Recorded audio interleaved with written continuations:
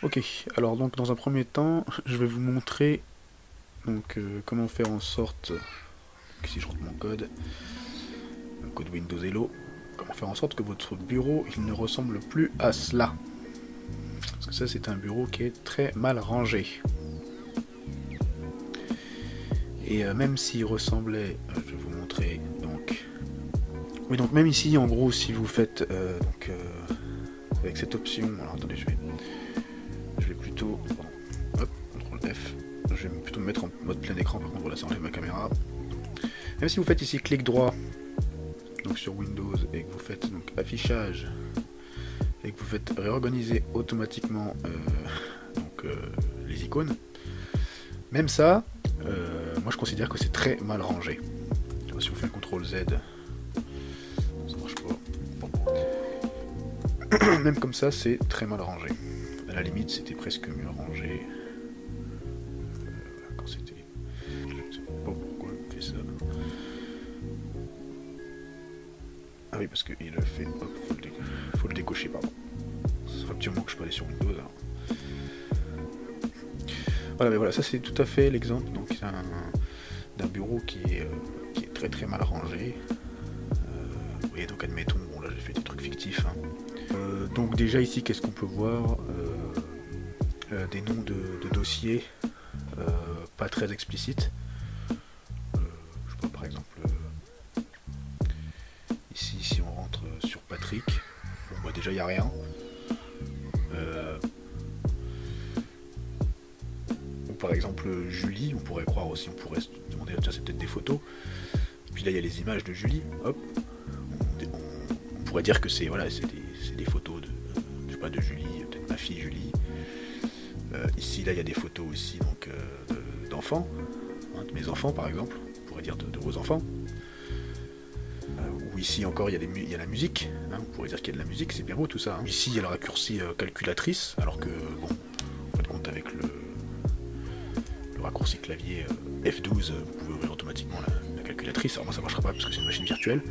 Okay, donc, ici je vais vous montrer sur Evernote, ce sera plus clair de ce que je veux dire. Parce que vous voyez ici en fait, par exemple, il y a des dossiers, comme vous avez vu, avec des noms très peu explicites, des dossiers fichiers images ou encore musique, alors qu'il y a un gros dossier dans l'explorateur de fichiers prévu à cet effet. Et oui, vous allez voir qu'il y a un gros dossier musique, on va voir l'explorateur de fichiers après, qui est vraiment prévu à cet effet. Il y a un dossier images, vous voyez là. Si on fait donc c'est Windows plus E, ça ouvre l'explorateur, ce qu'on appelle donc l'explorateur de fichiers ici. Et donc ici par exemple vous avez donc le gros dossier images dans lequel vous avez images enregistrées, pellicule. On peut venir donc y mettre donc les dossiers images hein, prévus à cet effet. Et ici musique. Et vous voyez ici en plus le monsieur ou la madame, elle avait mis mes super musiques. Donc c'est vraiment complètement incohérent puisque ici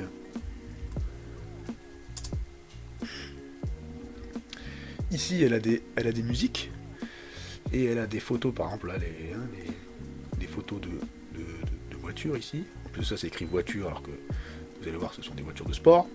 On imagine que c'était des photos qu'il avait pris hein, sur un rallye ou je sais pas quoi de voitures de sport.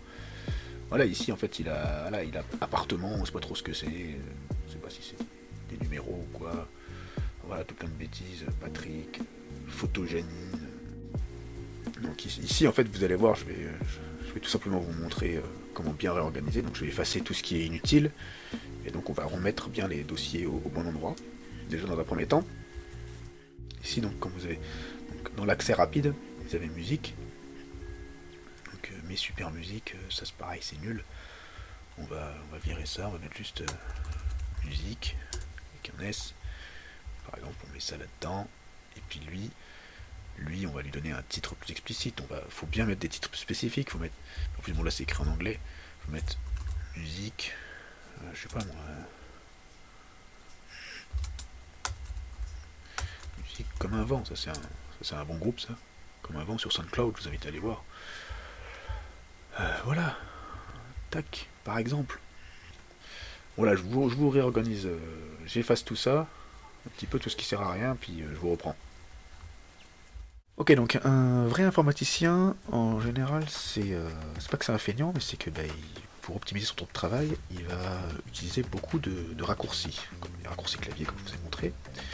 Et aussi, donc, normalement, il devrait utiliser la ligne de commande. Donc on va rentrer donc, dans Windows PowerShell, et on va créer nos dossiers plutôt à partir de là, à partir du PowerShell.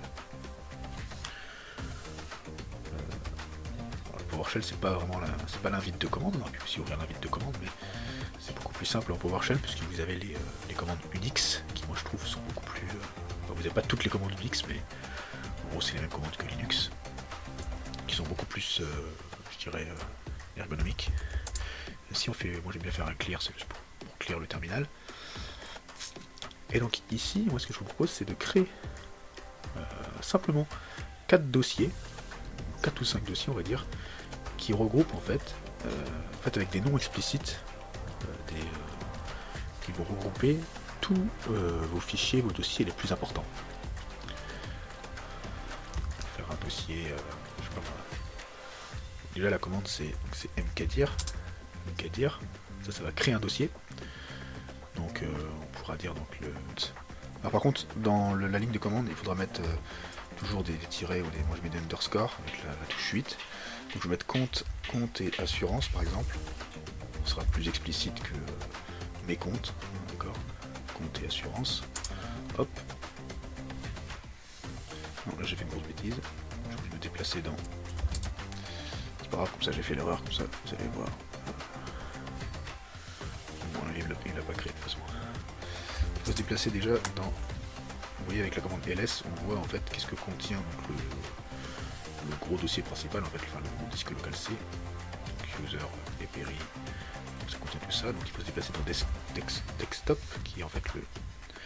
Vous écrivez juste les 3 premières lettres ou 2 premières lettres et vous faites tab sur votre clavier et ça vous le donne par défaut. Vous faites cd, ça veut dire change directory, ça va vous mettre dans. Donc en fait là on s'est déplacé sur le bureau en ligne de commande. Vous voyez, ici là on s'est déplacé ici en ligne de commande. Et donc ici on va créer donc le dossier, donc il n'y a qu'à dire, donc j'ai dit compte et assurance. Là, et là vous voyez, hop, il apparaît ici. Il apparaît ici. Maintenant on va venir supprimer celui-là. Alors on pourrait le supprimer aussi en ligne de commande, en PowerShell en mode administrateur. C'est pas grave.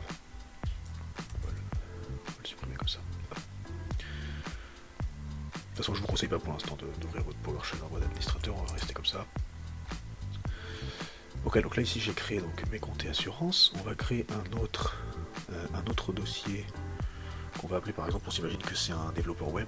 On va créer par exemple un autre qui va s'intituler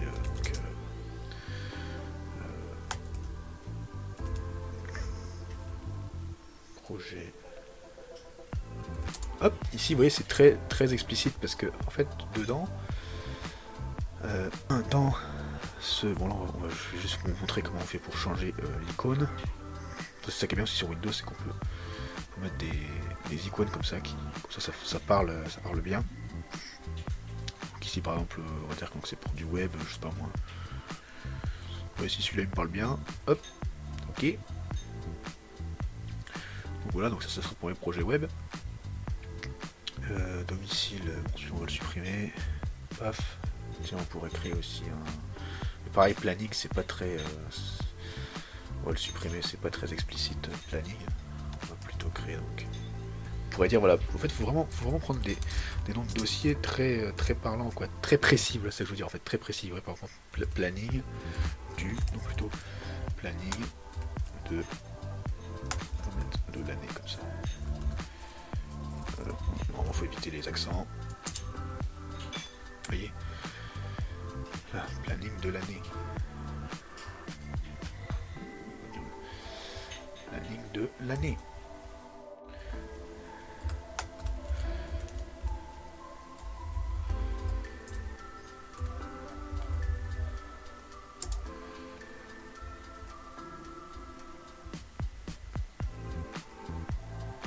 Voilà. Donc ici j'ai fait une petite coupure, j'ai ajouté quelques dossiers et effacé d'autres inutiles. en fait que le dossier personnel Bernard, on pourrait dire que c'est un truc sécurisé pour ça. Après on peut le faire hein, avec Windows. Bon, ça je vais pas vous expliquer maintenant, je laisserai chercher sur internet, mais vous pouvez en fait faire en sorte que pour rentrer sur un fichier, il vous demande le droit le droit admin en fait, le droit administrateur. Et donc par exemple dans ce dossier là, on pourrait venir par exemple y mettre les numéros importants. Parce que bon là, le numéro important, en plus bon, je vous conseille pas de mettre les numéros importants comme ça directement affichés sur votre bureau. Ou voilà, ou fichier texte, là c'est pas très explicite, ça c'est pareil. Voilà, ici lui par exemple, ça F2, on aurait pu modifier numéro important professionnel par exemple, et là hop, et remettre ça là-dedans, important à lire. Voilà, je vous laisse le lire, hein. Donc travail, je sais pas moi, voilà, et donc c'est passé dans le dossier personnel. Ici, pareil pour donc ici le dossier, le gros dossier sur les projets web généraux, ben, on aurait pu venir, en fait on peut venir également se déplacer dans un dossier hein, qu'on a créé sur notre bureau, donc il faut venir faire CD, et donc on fait ça, tac, tac, et puis là on fait tab, hop, ici donc il n'y a rien dedans, on peut venir se créer en fait des dossiers dans nos dossiers, par exemple mkdir, et objet, voilà. Hop, mkdir, sillon 3D, voilà, bref. Voilà, on pourrait faire ça comme ça. Vous voyez. Et là donc, hop, on aurait donc ces deux dossiers là, dans ce dossier. On va l'ouvrir comme ça, hop, et on a créé ces deux dossiers dedans. Puis après on pourrait même venir se déplacer là-dedans et venir... Bref, voilà. Vous avez compris le principe. Voilà, donc en tout cas j'espère que cette vidéo vous aura plu. Enfin cette partie là n'est pas finie, hein, parce que ça commence à devenir trop long la vidéo. J'espère que vous aurez bien compris donc, comment on organise correctement son bureau, hein, afin que ça ressemble plus à un gros bazar. Voilà, là au moins vous y retrouvez avec un seul navigateur web. Donc voilà, merci à tous de m'avoir écouté, je vous dis à la prochaine vidéo, allez ciao.